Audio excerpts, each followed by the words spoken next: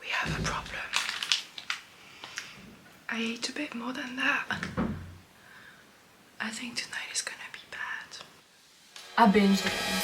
I obviously wasn't planning on doing it, but it happened yesterday and I just had the urge and I didn't even want to fight it. I was like, you know what, I want to eat. And I hated that I did that because, oh, you're supposed to be a binge eating coach and you are literally still binging. Yes, but the strike, which it broke my heart to have to set it back to 0. The strike was at 59 yesterday. This is the longest I've ever gone in 6 years, so I still know that I've been making huge improvements on the overall journey, my relationship with food and how I approach, fat loss and binging. So I shared it on my Instagram stories already because I'm very transparent over there. You should definitely follow me. The reason why I shared is just because if you expect me to be perfect as a coach, you're going to be really disappointed really soon because I skip workouts, I don't eat healthy 100% of the time, and apparently I still binge. It is fine. Let me read it because it actually really resonated with people. I got a lot of likes on this story. People really liked it. Healing isn't linear, it's human. I've done so much work on my relationship with food, but every now and then something flares up, old wiring gets triggered, and I binge, which is exactly what happened yesterday. But here is what's different now. I don't spiral, I don't punish myself, I don't throw the weekend away to start over on Monday, because I don't expect myself to be perfect. That's a really hard thing to do, by the way.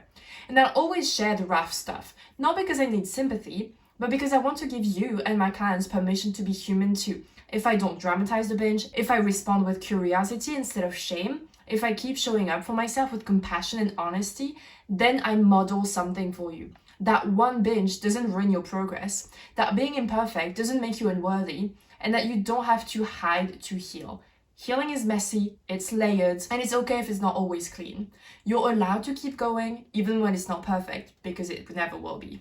Neither am I. So I'm going to tell you exactly what to do after a binge to get out of the binge restrict cycle, because I know that for some of you, it's fine for like a long time and then you binge and then you get stuck in that cycle, and for a while you just are stuck in it. So I'm going to show you how to immediately get out of it if it happened, regardless of how long you've been in there. Maybe you've been there a day, maybe you've been there a decade. I speak to some of you on Instagram who've been there for like so long, and it's actually really scary. And I'm really sorry, that's why I share all of this online, because I really need you to get out of it. I know how destructive it can be, how ashamed you might be, and I just know how hard it is to live with that because it really sucks. So I'm not seeing this binge as a failure, but as information, as data, and as something in my body or in my brain that's telling me, hey, we need attention. We're going to get into that. First, let's talk about the actual moment because we need to dissect that. For context, I had been on a cut for 50 days, saw amazing results that I'm going to put right here, and I was binge free. However, I did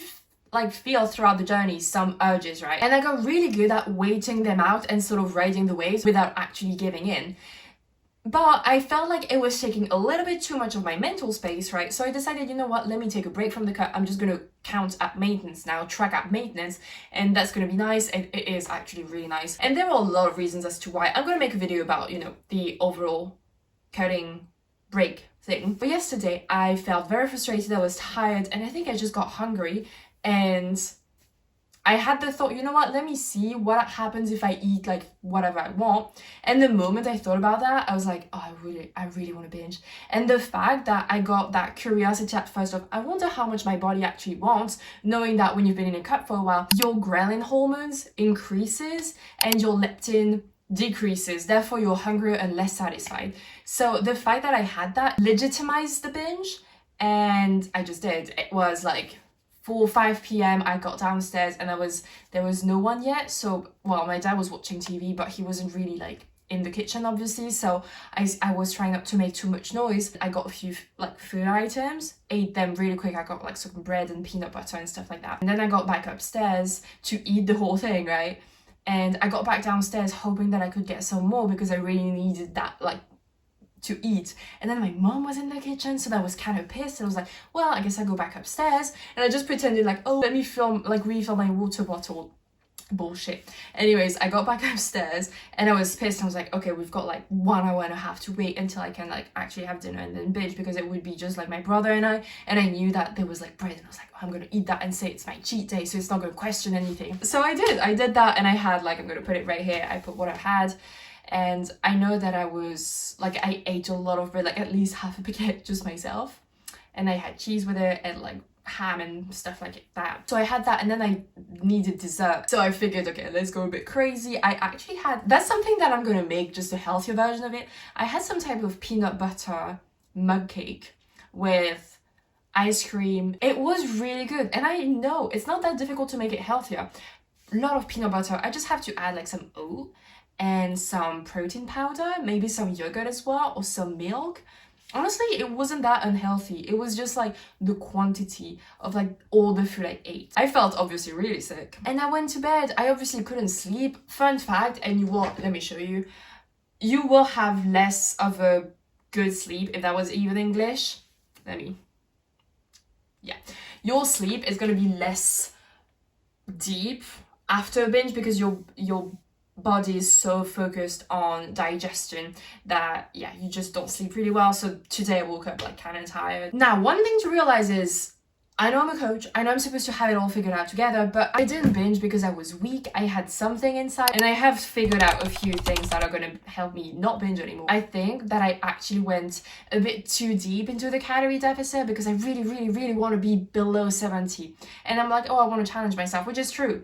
But I think I should have taken that like maintenance break earlier, like a couple weeks earlier. I think it would have been fine. So yeah, that was my first lesson. Make sure to take a break every 6 weeks for like a week, and it would have been so much better. So yeah, lesson 1, take a break. Like, cutting breaks are great anyways.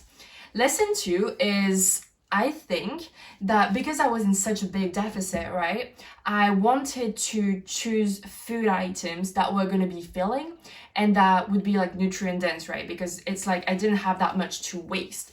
So I was craving all those things like biscuits and peanut butter and toast, because I was obviously still eating peanut butter, but not that much, and toast I was not, and I was definitely not eating any biscuit, no ice cream. So I realized I haven't been craving like for that, and bread. I said that already. Well, like, I mean baguette. I figured, you know, usually on my binge, like my binging food are like, before at least, it was definitely mug cake or pancake balls, and it would be mostly like cheese quesadillas or any type of like cheese bread thingy, what it's called, like cheese sandwich, whatever it's called. This time I didn't need it because that's something I already eat now. Like, I'm gonna have that for dinner tonight, for example, and that's something I really had on my cup. So one thing that I really do need to figure out is how can I add more bad stuff or stuff that I'm craving. I hate that I did like the bad thing, because it's not bad food, it's just less nutrient, therefore I'm gonna be hungrier. How can I have that on my cup so I don't end up craving it and feeling deprived? So I've already figured out I'm gonna have, you know, 2 eggs and like bread for like breakfast, for example, and obviously avocado and stuff like that. Just because if I have that food, I'm less likely to crave it, therefore less likely to need the binge. And that's something I was telling my client earlier today. I had a lot of coaching calls today. We were talking about how she was craving her binge food and she was scared that it would create binges. And I was like, the more you allow yourself to have your food, your brain is like a kid, right? So if you say you can't have that, your brain is going to want it. But if you say you can have that every single day, it's gonna get not boring, but normalized in a way that you won't need to binge on it. At first, yes, you may need 3 pieces of toast or 3 biscuits to tell yourself it's fine, I'm having enough. But after a while, it's just gonna get old. You know that you have access to that all the time. And yeah, that's something that the brain does, and you just have to treat yourself like a kid, or at least treat your brain like a kid in that sense. So I binged on a Thursday, knowing that I still can't believe I did that, because today is grocery day. So usually when I had a binge urge before, I would be like, you know what, it's going to be like, I need to wait for the groceries, that way I have so much. And I didn't even have butter. Like, that's crazy that I actually did it that way. In a sense, I could have kept on binging Thursday, Friday, Saturday, Sunday, saying, oh, I'm gonna like start again on Monday, or even start again on the 1st of May, that's a Sunday, who knows, right? But I decided, I immediately knew, that's something that I've always sort of been good at, is just being like, I'm not like, Monday doesn't have a particular significance to me. I never started on a Monday, I think, ever. And that way it really helps with like immediately getting out of the idea that, oh, I can be bad for the rest of the weekend. I didn't spiral that way.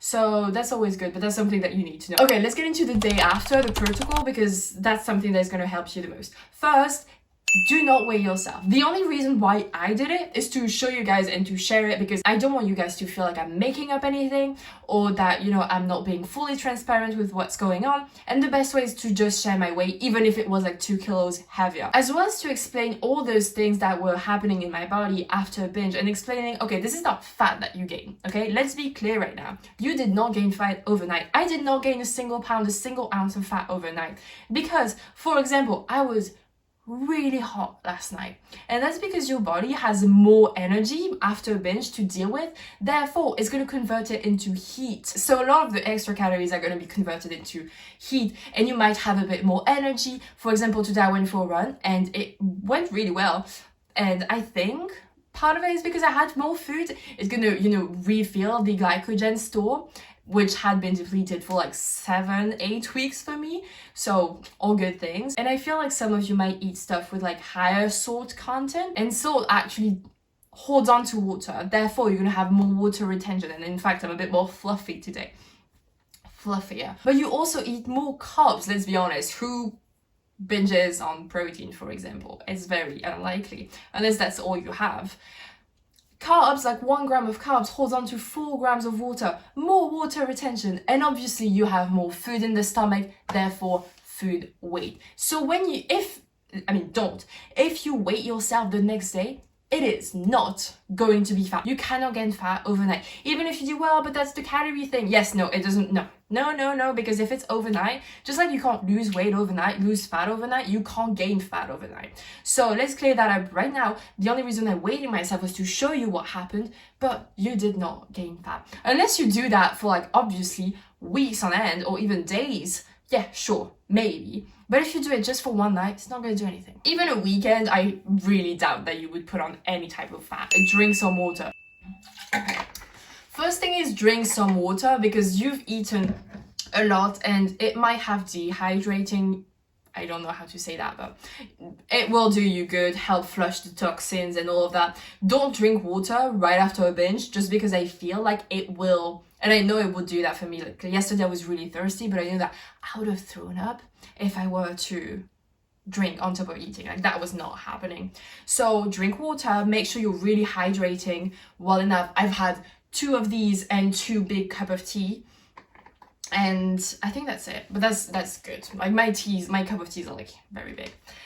Drink enough water. Second thing, have breakfast. If you don't feel like eating immediately, it's fine. Don't skip breakfast regardless, or have a smaller thing. Have a smaller version of your usual breakfast, because you need to immediately rewire your brain and immediately be like, I'm gonna do something that is different, instead of falling into the binge restrict cycle. And actually yesterday I almost did. I was considering, okay, what if tomorrow I immediately get back into a deficit? No, because the moment you try to make up for it, you fall into that binge restrict cycle. And again, the training is in progress. It will come out soon, okay? It will come out. Although I have a video that is already going to give you some clues, like this is the playbook to heal your relationship with food and most specifically lose weight. So really invite you to watch this. It's 2 hours and 22 minutes. So this is not for your dopamine thing.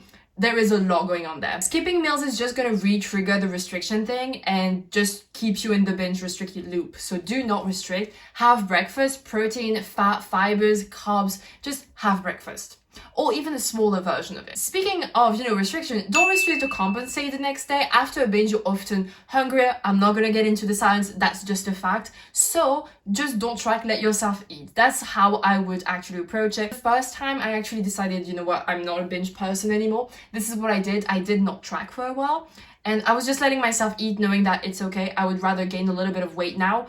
Instead of binging every night, I would rather overeat a little bit and let myself eat. And then being binge free than trying to restrict, knowing full well that that means that I'm just gonna binge that night. I've actually decided to track because that's something that, like, I've done the work of not immediately binging after tracking or because of tracking. So there is like a lot of things going on.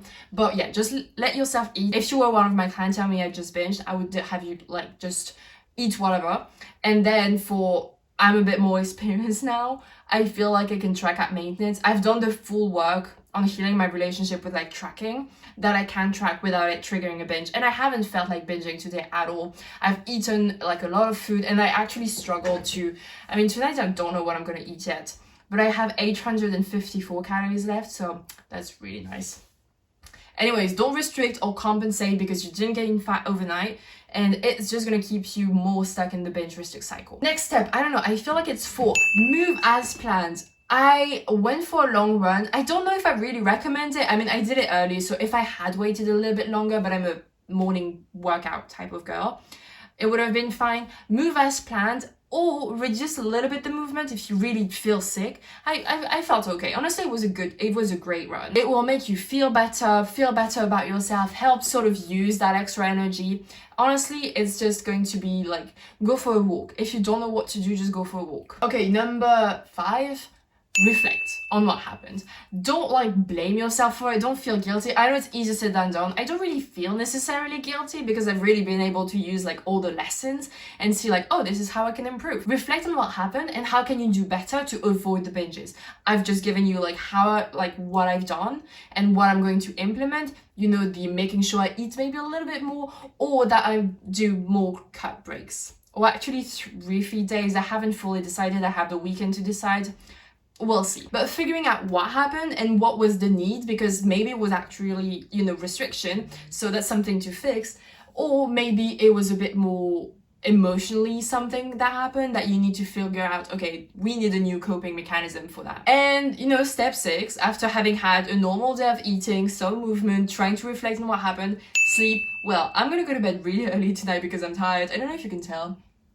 I don't know, but anyways, I'm a bit tired. I slept the 7 hours, but very poorly, and it was really hot. It was just not fun. Binging tires your body, both in like mentally as well as physically. You need sleep, so sleep early. So stop restricting. It's easier said than done. Again, if you need help, please let me help you. I've actually helped a lot of clients do that. So binging always comes from either, as I said, restriction or lack of support emotionally. So you have to figure out which one, if not both.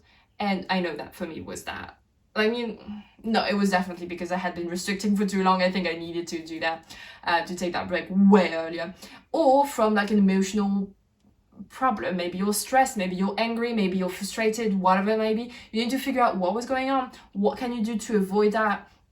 Or what can you do to soothe yourself in a different way? Yeah, I wrote, binge is not a willpower issue, it's a regulation issue. So the only way out is always through with binge eating. You can't just avoid the problem. It's gonna come at some point. You gotta. Okay, and let's talk a little bit about the mindset shift that you need to have as well in order to simplify just going out of the binge restrict. And also, if like it happened for me, at some point on the healing journey, even if you're consciously trying to do everything right, you might still give in to an urge.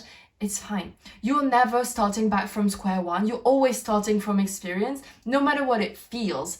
And this is really key to actually realize, because if you feel like, oh my God, I fuck up, I'm such a failure. No, do you think this is what I'm telling myself now? I'm literally not congratulating me because binging is still not good, but I'm telling myself it is so good that I'm able to show my clients and all of you guys that you can binge just once and immediately learn from it, bounce back from it, being like, oh, tomorrow this is what I'm doing. I'm still taking care of myself. I'm still actively working on healing. It is never going to be a perfect journey.